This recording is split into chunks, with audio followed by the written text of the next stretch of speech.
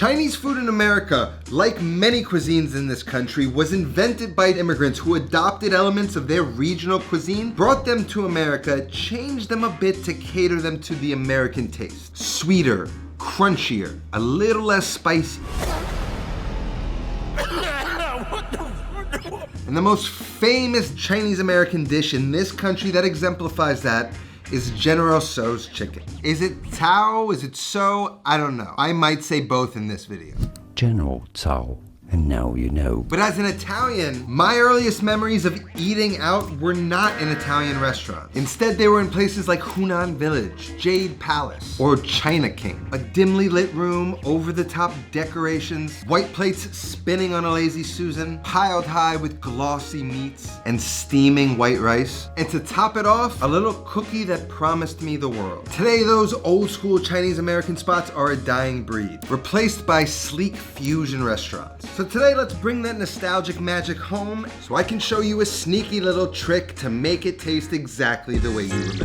This video is sponsored by Rocket Money, but more on them later. And now, oftentimes you'll see this dish made with chicken thighs, but we're going a little leaner today with some chicken breasts. But we're gonna use a classic Chinese American meat tenderizing trick called velveting. This is gonna make it so succulent and perfect, even for something extremely lean like a chicken breast. But first we need to cut it into bite-sized pieces. Now I need about 12 ounces to a pound of chicken. So I got 2 small chicken breasts here. And you can see on one part of the breast, you've got the grains running this way. And then this little piece right here on the end, run the other way. So I'm just gonna cut that piece right off. Then this piece, we can cut into half. And that's about the size I want my chicken to be for this. Then I basically want to cut it right where it begins to taper into a fatter piece. So this skinny piece right here, cut that in half, and then cut those pieces into bite-sized pieces. Then we have this fatter piece. We're gonna slice that in half, and cut those pieces in half,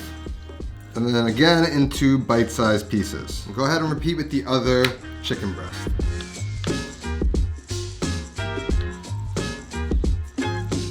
Our velveting ingredients. One of the tenderizers, we're gonna use a little baking soda, maybe like a 1/4 teaspoon. Just gonna gently eyeball it. To that, about a teaspoon of soy sauce, just enough to kind of get it soaked, not really kind of drowning in any of this stuff. A little Shaoxing wine or some rice wine if you got. Again, just a little teaspoon, maybe a tablespoon. Of course, a little MSG, a little salt. Tablespoon of cornstarch, or actually I'm using rice flour. I'm out of cornstarch, but either one will work. And we just need 1 egg white. And we just wanna make sure we mix it up really well, get all those ingredients stirred in, combined, and that chicken should just soak it all up. And you can kind of be rough with it, work all those flavors, the tenderizer, the flour into the chicken. Kind of get it all emulsified. Should be nicely coated. It should have all of those aromas of soy and the wine. It should smell flavorful. So we're just gonna let this sit there, marinate 20 minutes, 30 minutes. It's gonna transform that chicken. Now while that marinates, we can prepare our dredge. Now sometimes you'll find the chicken in more of a wet batter than fried. You almost get like a more of a fish and chippy texture to them, but I prefer a dry dredge. Gets a little bit crispier, kind of hits more of those texture notes that I'm looking for. To this bowl, we're going 50-50. 1/2 cup of all-purpose flour. Just kind of put it off to one side so I can measure. And then a 1/2 cup of cornstarch, or in our case, rice flour, because we're out of the cornstarch. So you can use a little bit less than the flour from a visual standpoint. It actually balances out because it's so much finer. Season with some salt, some black pepper. Get that mixed up. And that chicken will go through that before it hits the oil. Next up, we can prepare the sauce. So we got a little bowl, and the first ingredient, we're going in with chicken stock, and I got a 1/4 cup here. To that, I'm gonna go in with about 2 tablespoons of soy sauce. Then to that, 1 teaspoon, not tablespoon, of dark soy. That kind of helps with the color. And then 2 tablespoons of rice wine vinegar, a key component of this dish. You kind of want that tanginess to come out. Then to that, 3 tablespoons of sugar. And again, these Chinese immigrants trying to cater to American taste buds, sneak in a little bit of ketchup. And believe it or not, this ketchup is the secret to getting this to taste exactly how you remember it growing up. And then 1 teaspoon of sesame oil. Give that a whisk. It should taste good just like that. We're gonna set that off to the side.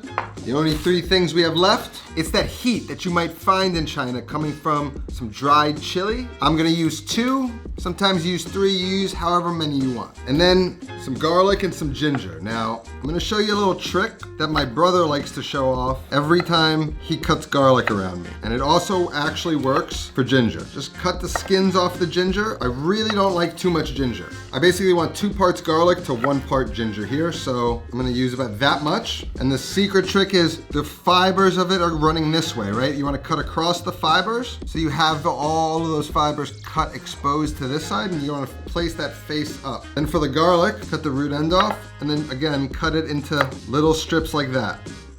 Then all you do, place it flat, put your knife on top, smash it down. And it sort of like breaks all the fibers of the ginger and the garlic. Minced garlic and ginger, quick and easy.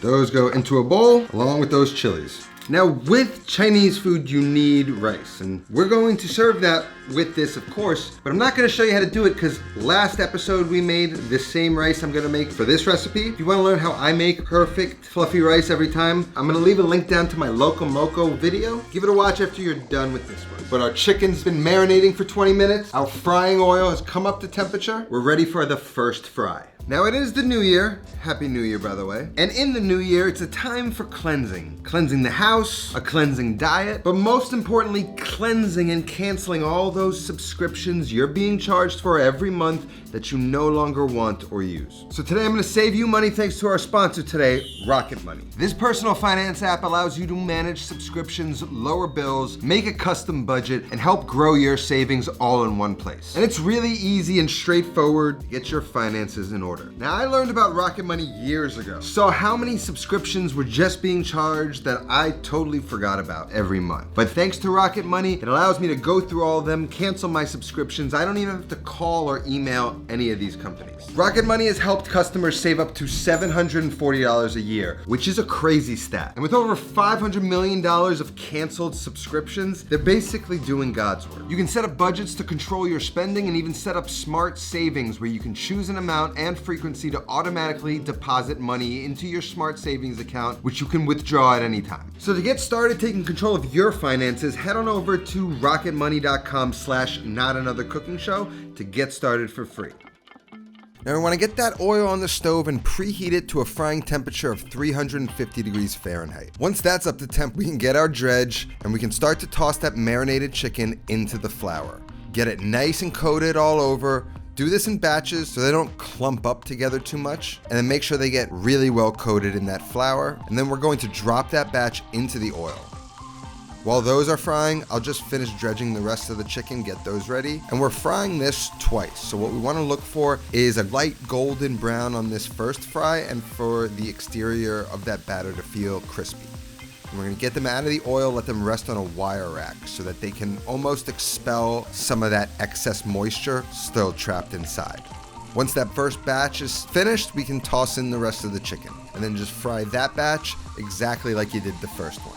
And as always, it's important to remember you want to manage the heat. Keep checking the temperature. If it drops too low, you want to jack the heat up. This is chicken breast, so we don't want to dry them out. Now, as you can see with this piece, there's a lot of moisture on the surface. To get rid of that, we're going to jack the heat up to 365, and then we're going to toss the chicken again in batches into that hotter temperature to get a nice golden, darker brown and to evaporate all of that excess moisture. When we do that, the result is an extra crispy coating that's going to be crispy even after we sauce the chicken. And it's hard to see here, but what you should hear and see is steam evaporating, and that's that excess moisture. And we just want to cook this chicken until they're a deeper golden brown than that first fry. You can tell the difference in color when the first batch and second batch are sitting next to each other. And then just in batches, fry off the rest of that chicken in that second fry until they're beautifully crispy and golden brown, just like this. Now to finish the sauce, I want to use the same pan, but I just want to drain off that excess oil. So I'm going to pour it into another pot, wipe down the pan, and I'm going to take a little bit of that oil and add it back into the pan to fry off the aromatics. Once that oil is hot, I'm going to add in the garlic, the ginger, and that chili. We're just going to stir it around, cooking that for about a minute or two until it's fragrant, that garlic begins to brown slightly, and then we can add in our General Tso sauce. Stir that up, and then right to that, we're going to add a slurry, which is equal parts flour and water. I'm gonna do about 1 to 2 tablespoons of flour, 1 to 2 tablespoons of the water. Mix it well until it's a runny paste, and then add that to the sauce. Stir it up. It should thicken, and once it does, we can add the chicken to it and stir it all together. You want to toss them until that sauce coats every piece of that chicken. And you really don't want it to be like swimming in sauce. There should be just enough of it, and it should be clinging to the chicken. That is proper General Tso chicken. Now we're ready to serve. To a half-quart container, I'm gonna mold in a little bit of that white rice that I have. Then I'm gonna place it into the middle of a plate and just sort of hollow it out a little bit, create a little bit of space to cradle the chicken. Then I'm gonna spoon that chicken on top, create a nice big mound just like a Chinese restaurant. I'm gonna make sure 1 or 2 of those chilies are on top for garnish just to keep that dish recognizable, and then finish with a little bit of sesame seed. This looks and smells exactly like a General Tso I grew up on. Let's see if it tastes like one. I'm never going to a Chinese restaurant again. If you ever try and make this and you feel like it's missing that little something, I swear to God, it's the ketchup. Still got the crisp, sweet, tangy, a little bit of spice, but it's not overpowering like some places. I swear to God, there's like a 7 in 10 chance this is better than your local Chinese restaurant. And if you don't believe me, why don't you put me to the test? The recipe for this is gonna be down in the description. Let me know how it goes for you, what you think. That's all that I have today. I'll see you next time. Until then, take care of yourself and go feed yourself.